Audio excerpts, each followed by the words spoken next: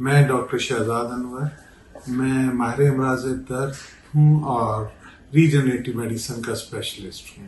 بات یہ کرنی ہے کہ کیا آٹزم یا آٹسٹک اسپیکٹرم ڈس آرڈر کا علاج ممکن ہے؟ اللہ تعالیٰ کہتے ہیں کوئی بیماری ایسی نہیں جس کی اللہ پاک نے شفا نہیں اتاری۔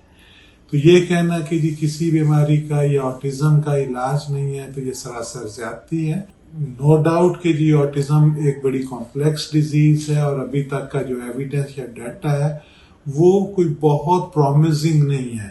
اس میں دو طرح کی موڈالٹیز جو ہیں وہ مختلف موڈالٹیز جو ہیں وہ استعمال ہوتی ہیں، جس میں conventionally speech language therapy, occupational therapy, behavioural therapy, psychologist کے سیشنز اور ایک برٹش میڈیم ہے ABA جس کو ہم کہتے ہیں، تو اس میں یہ ساری چیزیں مل کے۔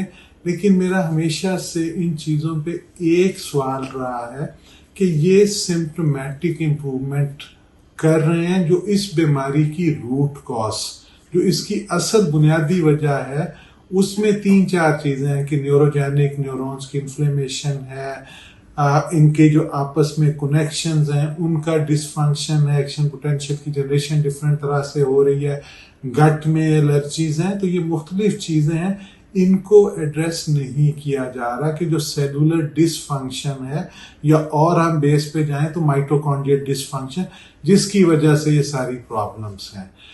تو ریجنریٹو میڈیسن جس میں PRP، آپ کا آٹولوگس اسٹیم سیل تھراپی، ایکزوزوم، یہ ٹریٹمنٹ شامل ہیں۔ اس ٹریٹمنٹ کی مدد سے خاص کر PRP، ایکزوزوم اور اسٹیم سیلز کی بدولت جو اس بیماری کی بنیادی وجہ ہے سیلولر ڈس فنکشن، اس کو ہم امپروو کر سکتے ہیں۔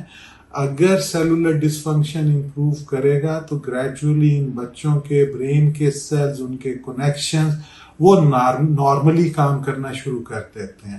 ان چیزوں کو ہم ایک سیریز کی شکل میں لے کے انشاءاللہ پراپرلی چلیں گے کہ اویئرنیس ہو فزیشنز کی بھی، پیشنٹس کی بھی، تو انشاءاللہ اس کو ہم گریجولی اور سارا کچھ بلڈ اپ کریں گے۔ آپ اپنا خیال رکھیں، گھر والوں کا خیال رکھیں، اس ملک کا خیال رکھیں۔ پاکستان زندہ باد۔ السلام علیکم ورحمۃ اللہ۔